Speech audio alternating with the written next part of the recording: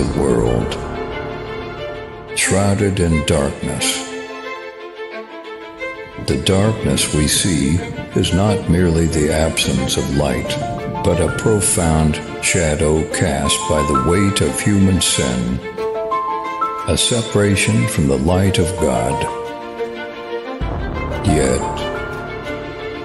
in the midst of this darkness, a Savior emerges, Jesus Christ, the light of life, stepping into our brokenness to bring salvation. Dengan tema bukti ibadah sejati kepada Tuhan adalah pertobatan. Ya. Bukti ibadah sejati kepada Tuhan adalah pertobatan.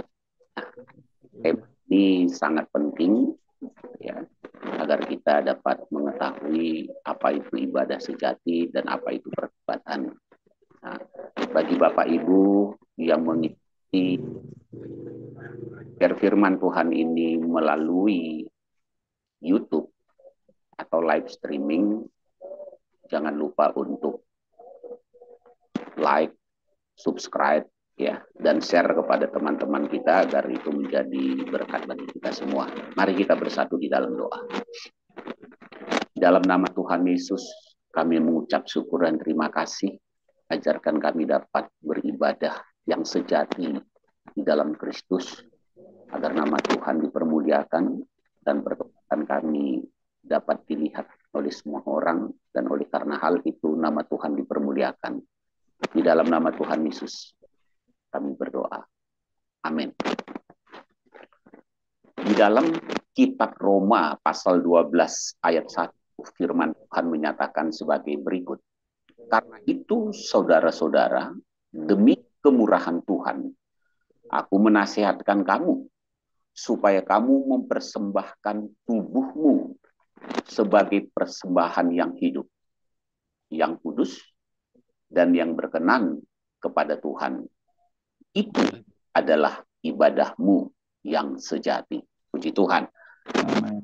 Rasul Paulus menulis surat kepada jemaat di Roma, memberitahukan kepada mereka bahwa ibadah yang sejati itu adalah ketika seseorang mempersembahkan tubuhnya atau hidupnya, baik itu perkataan, pola pikir, sikap, dan perilakunya sebagai persembahan yang hidup, yang kudus, dan yang berkenan kepada Tuhan. Jika kita melihat sejenak kata-kata kalimat di dalam Roma 12 ayat 1 ini, jelas memberikan pengertian kepada setiap orang yang telah ada di dalam Kristus, percaya pada Kristus, bahwa ibadahnya yang sejati adalah pertobatan.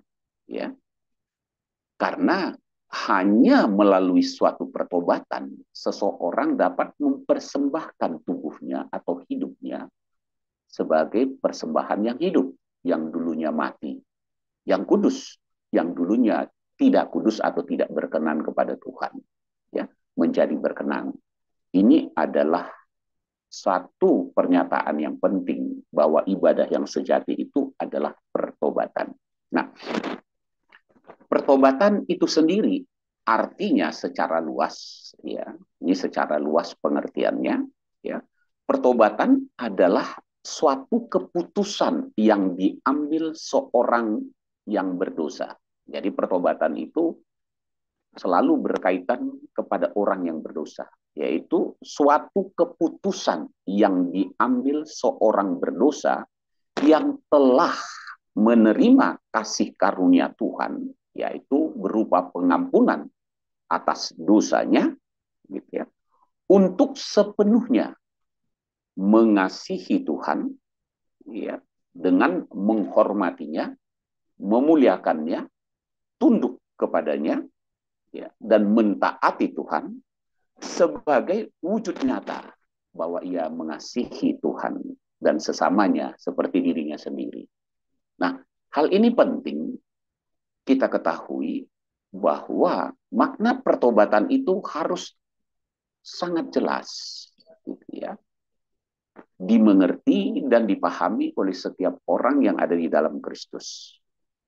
Agar setiap orang yang telah menerima kasih karunia Tuhan, yaitu pengampunan dosanya, ya, karena kita ini adalah manusia yang telah jatuh di dalam dosa dan hidup di dalam dosa, untuk mulai menjalani kehidupan yang baru di dalam Kristus, mengasihi Tuhan dengan menghormatinya, memuliakannya, tunduk dan mentaati Tuhan, ya, sebagai wujud nyata kasihnya kepada Tuhan dan sesama. Nah, untuk hal itulah maka di dalam Yohanes 14 ayat 15, 16 dan 17 dikatakan bahwa untuk dapat mengasihi Tuhan, untuk dapat hidup di dalam pertobatan itu, Tuhan memberikan penolong kepada saudara dan saya, yaitu Roh Kudus, Roh kebenaran yang akan menyertai saudara dan saya untuk menginsapkan, mengajarkan, mengingatkan, dan memimpin kita kepada seluruh kebenaran. Nah, ibadah kepada Tuhan adalah pelayanan atau pengabdian yang penuh hormat dengan mengasihi Tuhan, tunduk dan taat kepada Tuhan. Itu adalah ibadah. Jadi, ibadah yang sejati itu ya, merupakan respon manusia yang telah ditebus dosanya, yang telah diampuni dosanya, ya, dengan sungguh-sungguh menghormati dan mengasihi Tuhan dengan kerendahan hati, baik itu memuji Tuhan, mengucap syukur, dan memuliakan Dia dengan ketaatan kepadanya. Bapak Ibu yang dikasihi oleh Tuhan Yesus Kristus, tidak heran Tuhan Yesus sendiri menyampaikan firman-Nya ketika Dia ada di Samaria, ya, bertemu di satu sumur dengan wanita Samaria. Dia berkata demikian, yaitu tercatat di dalam Yohanes 4 ayat 23 dan 24. Tetapi saatnya akan datang dan sudah tiba sekarang, bahwa penyembah-penyembah benar, ya, atau orang-orang yang ibadah kepada Tuhan dengan benar akan menyembah Bapa dalam roh dan kebenaran. Sebab Bapa menghendaki penyembah-penyembah demikian. Tuhan itu roh, dan barang siapa menyembah Dia harus menyembahnya dalam roh dan kebenaran. Jadi setiap orang yang percaya kepada Kristus yang telah dipulihkan hidupnya, bukan saja menyembah Tuhan dengan rohnya, tetapi menyembah Dia juga di dalam kebenaran. Apa itu kebenaran? Kebenaran itu adalah Yesus itu sendiri. Saudara dan saya tentu ingat apa yang dikatakan oleh Yesus yang tercatat di dalam Injil Yohanes, ya, pasal 14 ayat 6. Yesus berkata, "Akulah jalan, kebenaran, dan hidup. Tidak akan ada seorang pun sampai kepada Bapa jikalau tidak melalui aku." Jadi Yesus itu adalah kebenaran yang nyata. Dia adalah firman yang hidup, wujud nyata dari Tuhan. Ya. Yang memberikan gambaran bahwa saudara dan saya ketika menyembah Tuhan di dalam Kristus, haruslah menyembah di dalam roh dan kebenaran. Kebenaran ini berbicara mengenai hidup di dalam jalan-jalan perintah Tuhan, hukum-hukum Tuhan. Mengapa demikian? Karena kita tahu di dalam 1 Yohanes 3 ayat 4 bahwa dosa itu adalah pelanggaran terhadap hukum Tuhan atau perintah Tuhan. Bapak Ibu yang dikasihi oleh Tuhan Yesus Kristus, mengapa pertobatan itu adalah ibadah yang sejati? Kita tahu bahwa ketika Tuhan menciptakan manusia di awal kehidupan manusia yang pertama, Tuhan menciptakan manusia itu menurut gambar dan rupanya, ya, di dalam kekudusan, di dalam kebenaran. Dan Tuhan juga telah mengambil keputusan bahwa manusialah yang akan berkuasa atas segala ciptaan, ya, Tuhan yang ada di muka bumi ini. Nah, Bapak Ibu dikasih oleh Tuhan Yesus Kristus, namun kenyataannya Ketika Tuhan menciptakan manusia menurut gambar dan rupanya, dan ditaruh di tempat yang sudah disediakan Tuhan yang disebut dengan Taman Eden. Tuhan menempatkan manusia itu di Taman Eden, ya, laki-laki dan perempuan, yaitu Adam dan Hawa, untuk mengusahakan taman itu. Ya. Dan ada perintahnya atau hukumnya yang sangat penting, yaitu semua buah pada pohon dalam taman ini boleh kamu makan buahnya. Tetapi buah dari pengetahuan yang baik dan yang jahat itu tidak boleh kamu makan. Karena pada saat engkau memakannya, engkau akan mati. Nah, itu tercatat dalam kitab Kejadian 2 ayat 15-17. Namun kenyataannya, saudara dan saya tahu di dalam kitab Kejadian 3 ayat 1-24, akhirnya manusia itu jatuh di dalam dosa. Apapun yang menjadi alasan dan penyebabnya. Nah, ketika manusia sudah jatuh dalam dosa dan beranak cucu bertambah banyak sesuai firman Tuhan, Tuhan melihat pertumbuhan dan perkembangan manusia itu tercatat di dalam kitab Kejadian 6 ayat 5-6. Ketika dilihat Tuhan bahwa kejahatan manusia besar di bumi dan bahwa segala, perhatikan baik-baik perkataan, dan bahwa segala kecenderungan hatinya selalu membuahkan kejahatan semata-mata, yaitu melanggar perintah-perintah Tuhan. Ya. Kesimpulannya, Tuhan mengatakan hal itu memilukan hatinya. Hal itu mendukakan hati Tuhan.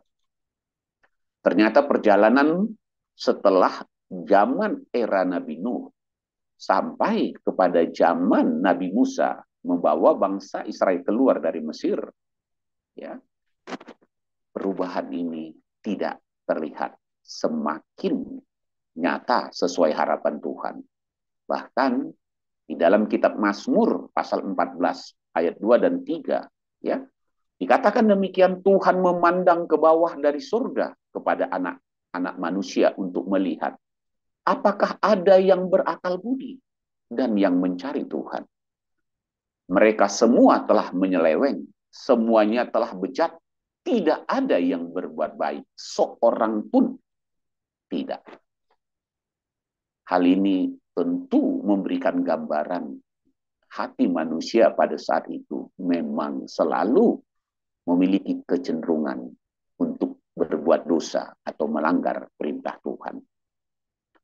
Bapak Ibu yang dikasihi oleh Tuhan Yesus Kristus, dengan tegas Rasul Yohanes menulis di dalam suratnya, gitu ya, dalam 1 Yohanes pasal 1 ayat 8 dan 10.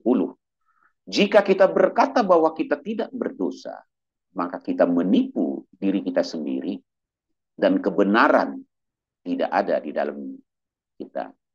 Jika kita berkata bahwa kita tidak ada berbuat dosa, maka kita membuat dia menjadi pendusta dan firman-Nya tidak ada di dalam kita. Ini menyatakan dengan tegas bahwa manusia memang adalah manusia yang memiliki hati kecenderungannya untuk melanggar perintah Tuhan atau berdosa. Bapak Ibu dikasih oleh Tuhan Yesus. Puji Tuhan. Pernyataan Rasul Paulus di dalam Roma 3 ayat 23. Dia lanjutkan dengan penjelasannya sampai ayat yang ke-24. Dikatakan demikian. Karena semua orang telah berbuat dosa dan telah kehilangan kemuliaan Tuhan. Ayat 24. Dan oleh kasih karunia telah dibenarkan dengan cuma-cuma karena penebusan dalam Kristus Yesus. Puji Tuhan. Jadi ketika saudara dan saya ada di dalam Yesus Kristus, percaya dan menerima Dia sebagai Tuhan dan Juru Selamat, maka ibadah kita kepada Tuhan haruslah ibadah yang sejati. Mengapa demikian? Karena di dalam Kristus Yesus Tuhan kita telah dilahirkan kembali. Ya. Kita sudah dilahirkan baru, diciptakan baru di dalam Kristus. Dosa-dosa kesalahan kita sudah diampuni dan ditebus oleh Tuhan. Nah, sekarang tinggal bagaimana kita mengisi kehidupan kita di dalam Kristus Yesus sebagai Tuhan dan Juru Selamat. Itu sebabnya Tuhan Yesus perlu memberikan pengertian yang benar kepada para murid-muridnya dan juga kepada saudara dan saya yang tercatat di dalam Lukas 24 ya, ayat 45 sampai 48. Lalu ia membuka pikiran mereka, yaitu para murid-murid Yesus, pengikut Yesus generasi pertama, sehingga mereka mengerti kitab suci. Katanya, kata Yesus kepada mereka, ada tertulis demikian, Mesias, yaitu Yesus Kristus, sang penyelamat umat manusia, harus menderita dan bangkit dari antara orang mati pada hari yang ketiga. Dan lagi dalam namanya, yaitu dalam nama Yesus, yaitu berarti bagi setiap orang yang percaya kepada Yesus dengan hatinya dan yang mengaku dengan mulutnya, ya, maka mereka pasti diselamatkan. Karena apa? Karena dalam nama Yesus, berita tentang pertobatan dan pengampunan dosa harus disampaikan kepada segala bangsa. Mulai dari Yerusalem, kamu adalah saksi dari semuanya itu. Inilah yang menyatakan bahwa jika saudara dan saya menerima pengampunan dosa dari Tuhan, jika saudara dan saya telah dilahirkan kembali, diciptakan baru di dalam Kristus, maka ibadah kita yang sejati, respon pelayanan pengabdian kita kepada Tuhan, ya, itu adalah mempersembahkan seluruh hidup kita sebagai persembahan yang hidup, yang kudus, dan yang berkenan kepada Tuhan. Artinya adalah pertobatan yang kita ambil, yang telah kita putuskan di hadapan Tuhan sebagai tanda ucapan syukur dan terima kasih kita kepada Dia yang telah mengampuni segala dosa dan kesalahan kita, dan sebagai tanda kita menghormati dan memuliakan Tuhan ya selama kita hidup di dunia ini. Inilah yang sejalan dengan kebenaran firman-Nya di dalam Lukas 9 ayat 23. Katanya kepada mereka semua, yaitu kepada saudara dan saya, ya, setiap orang yang mau mengikut aku, nah, ya, artinya Yesus berkata, setiap orang yang mau mengikut aku, yaitu saudara dan saya yang telah mengambil keputusan percaya dan mengikut Yesus, ia harus menyangkal dirinya, memikul salibnya setiap hari dan mengikut aku. Apa arti dari menyangkal diri? Memikul salib setiap hari dan mengikut Yesus. Itu artinya adalah pertobatan. Ya. Karena pertobatan adalah sikap suatu keputusan yang diambil oleh seorang yang berdosa yang telah menerima kasih karunia Tuhan untuk mengasihi Tuhan dengan segenap hatinya, segenap jiwanya, segenap akal budinya, dan segenap kekuatannya, dan mengasihi sesamanya seperti dirinya sendiri. Bapak Ibu yang dikasihi oleh Tuhan Yesus Kristus. Yesus Kristus bahkan semakin mempertegaskan firman-Nya kepada setiap orang yang mengikuti Dia, yang percaya kepadanya.